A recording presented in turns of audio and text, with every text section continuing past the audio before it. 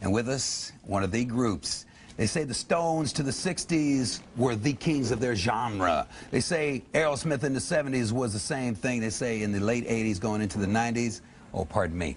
It is these boys right here, Guns N' Roses, out of Los Angeles. These guys come from all over the place. Which, you guys are going back and forth on these cameras there. Right here we got Stevie. We got Duff right over here. We got my man Slash right over here. Izzy next to him. And W. Axl Rose, a period after W, if you would, please. Now, here's what the story is, fellas. They say you guys are cocky. They say you're insolent. They say, honestly speaking, you guys are a bunch of wackos. Wackos. Now, how you guys feel about that? That's the image you guys have got as far as the critics are concerned. We just don't take any garbage off anybody, that's all. It's simple. And a lot of people think that's problems. Oh, really? Well, now, let me ask you this, man. A lot of people are saying that you guys are blowing away the headlining act, and a lot of bands don't want you guys on the tour with them. How'd this Motley Crue thing come along, this Motley Crue thing? Oh, we're going out with them in a few days, about a week. Well, actually, we're finding out that a lot of the bands, after they've had taken the time to, like, listen to the record and stuff, we're getting calls from a lot of major bands, you know, that really like the record. You know, but when they've already got an opening act set up, you know, you have to wait till there's an opening to go out there with them. I like what we're doing because the tours we're like doing a little bit with this band, a little bit with this band, rather than doing like a whole year with one act. Well, I read somewhere where you guys have a situation where you don't necessarily like certain acts. Let me throw out some names. Aerosmith, how you guys feel about that? No, it's not. I mean, it's not even getting to that point. I mean, it's like the question you ask about, you know, like the bands is how do they feel? It's like with Crue, you know, they probably don't care. I mean, we just want to have a good time. We did with the Cult, that was a great one too, you know. As far as the other bands, we don't even pay attention to what's going on with them. Aerosmith's a great band. We've been trying to work out something with them for a while. It's just always conflicting schedules. Welcome to the Jungle is the first release off of this new album. We're going to take a look at this clip. What kind of jungle are we talking about here, fellas? Talking about the concrete, concrete, the streets, the city, and basically what being exposed to like news and everything else of the city, what it can do to you and how it can affect you. Do you guys have a little problem getting this thing on TV?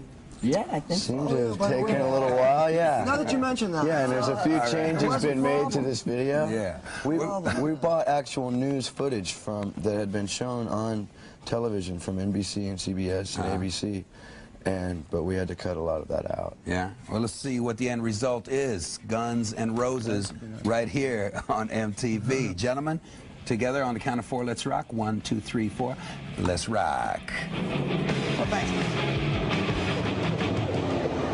The inner sleeve. You were looking at the album covered here, but I got to ask the inner sleeve, man. What kind of picture? What is this picture all about here, man? That's a postcard. Highly satanic. That's a postcard. Oh, really? That's a picture. As I understand it, this was banned by the record company. No, it wasn't banned by the record company. It was banned by a lot of stores. The record company was actually pretty much into it. It was banned by Warner Brothers. They wouldn't produce the album cover that way. So we had to hire an independent artist to put the album cover together. It's a Robert Williams painting. He does a lot of shows here in New York and in LA and all over the world. And it's more of like an underground comics artist. That's like that painting sold in 1978 for like $10,000. Oh, really? Yeah. No kidding. So now it's worth a lot more. Well, now, you know, on your album notes, I wrote here that it says, special thanks to all the teachers, preachers, cops, and elders who never believed. The meaning therein, gentlemen?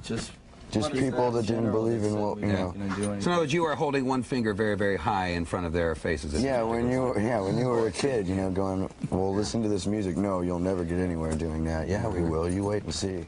Well, I tell you what, you guys got a good reputation out there on the road, man. I know it was rough the first night out there at the Marquee in England, as I understand it, but you guys are kicking ass right now. Oh, yeah. All those gigs have been... Well, you know, I also hear that... Went from the Marquee to the Odeon now. Yeah.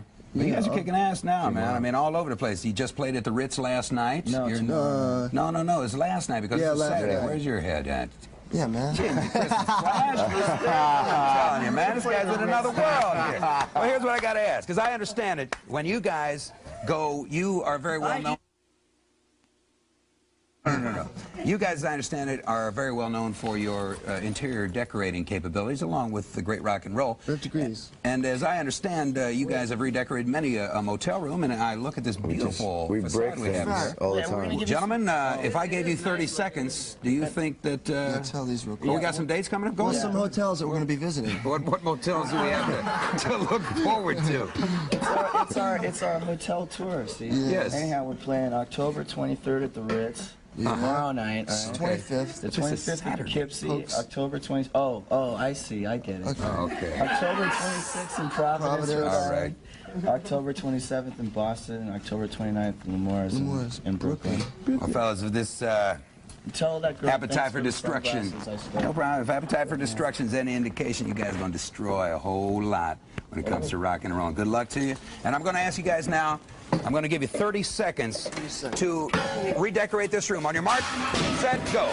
Ladies and gentlemen, what we have before us here is redecoration unlike any I've ever seen. Oh, my God.